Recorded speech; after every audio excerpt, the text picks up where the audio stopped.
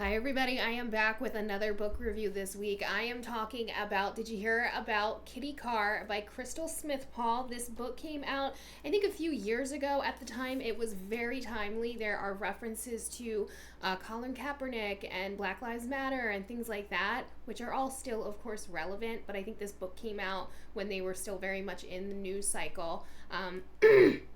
It was a very good book. It makes a lot of really interesting points. It covers one of the more interesting topics in U.S. history, and that has to do with during the time period when there was still segregation and Jim Crow laws, and how certain individuals were able to, quote unquote, pass based off of their skin color, and sort of, even if they were not technically a white person by the standards of the time, they could maybe move and start a new life and pass as a white person. And then there was a bunch of different implications about that. You had to kind of leave your old life behind. If you were a woman doing it, you didn't want to have kids because you didn't know how your kids would turn out. And I just find that topic so interesting. That time period is also so interesting. There's so much going on across U.S. history and even world history at that point. So I find that topic very interesting. This book in general reminded me of three different books in particular, and I will explain why with each one. So one of the first books that came to mind was The Vanishing Half by Britt Bennett. This book also talks about women who at the time could pass as white. There's actually two sisters. I don't remember if they're twins or if they're sisters, but the one sister decides she's going to move to California. She's going to pass as white. She gets married, the whole nines. The other sister stays in the South where they were born. Then they both have daughters, and their paths cross.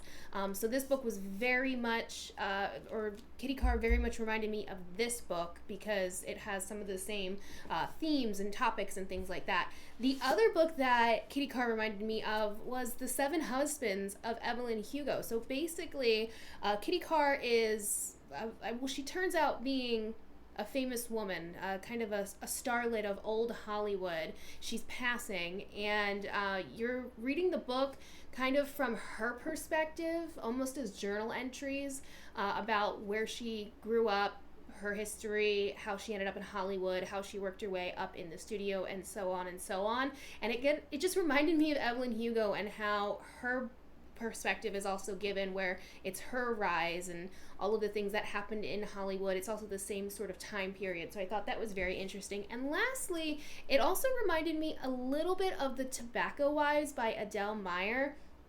The reason it reminded me of this book was, in this book in particular, there is the main character, the younger woman. She goes to stay with her aunt, and her aunt is like the most popular seamstress in this southern town, and she gets to sort of peek into this high society part of the town or the city. I can't remember exactly.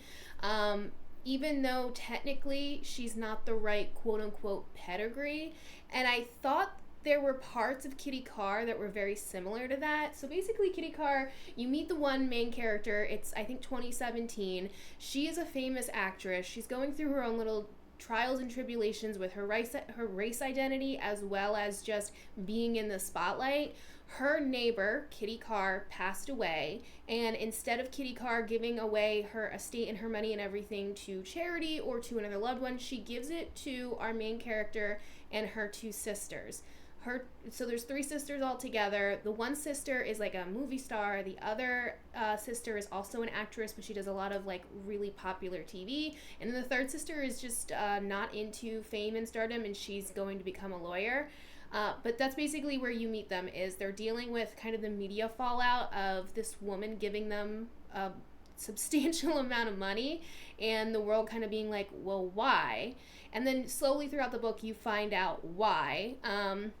I don't know. It was a very interesting read. It kind of bounces from perspective. It was entertaining, if nothing else. The only thing I did not like about this book, and this might be a little bit of a spoiler, but basically the family did not know that Kitty Karr was passing, but they also didn't know that Kitty Karr is their grandmother. So basically Kitty Karr has a child. The child has a darker skin tone, and so she can't really keep the kid because otherwise it would blow her cover and kind of blow up her entire life. So she gives it to another woman who was her midwife for the delivery. And then she sort of sticks around in the child's life throughout their rearing as they grow up, but she doesn't really get to be the mother, quote unquote. Anyway, so at the time of the inheritance, everything comes to light where they find out Kitty is actually their grandmother. Their mom finds out that Kitty is actually her mother, and that kind of adds a little bit of a complicated layer to their relationship. But the thing that I did not like about this book is there is another male character who is a photographer.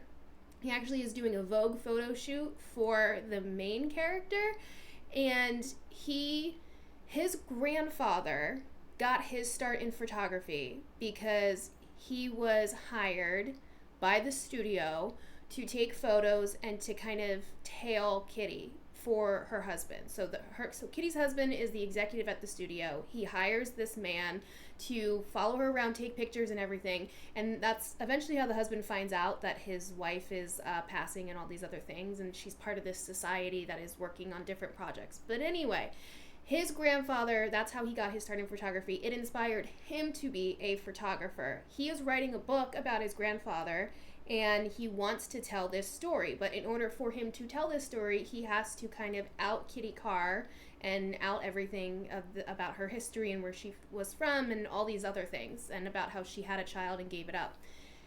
This is like his life project. Like, this is the reason he does what he does. It's like what he loves. It's a passion project. It's his family history. It's such a big deal.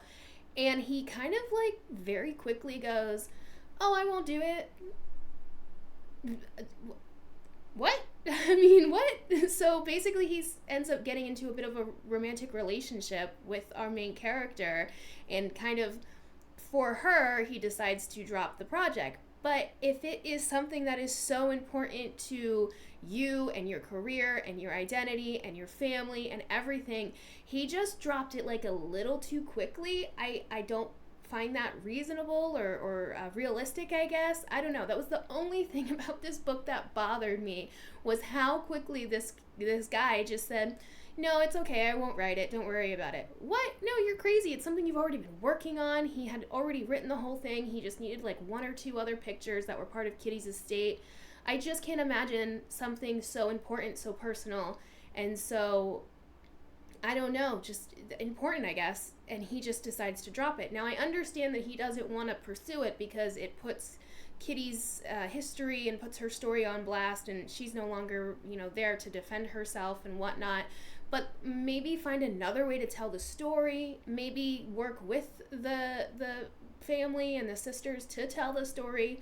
I don't know. That was the only thing I didn't like about the book, but otherwise it was really, really good. I would give it probably 4 or 5 stars out of 5. It was up there. It was very, very good. And again, if you enjoyed The Vanishing Half, or if you enjoyed Evelyn Hugo, you would really enjoy this book. They all have very similar themes, very similar ideas. The next book that I'm going to be talking about, excuse my reach, is going to be Sometimes I Lie by Alice Feeney. I've already gotten a little bit into it. I like it so far. It's got that kind of creepy British author vibe to it. I don't know what it is, but British authors, especially modern ones, they just write in a very eerie, creepy kind of way that I enjoy. So I don't know what that says about me, but I'm gotten a little bit into it, and I'm excited to see where it goes. If you have read Kitty Karr, The Vanishing Half, Tobacco Wives, Evelyn Hugo, or Sometimes I Lie, let me know your thoughts and feelings.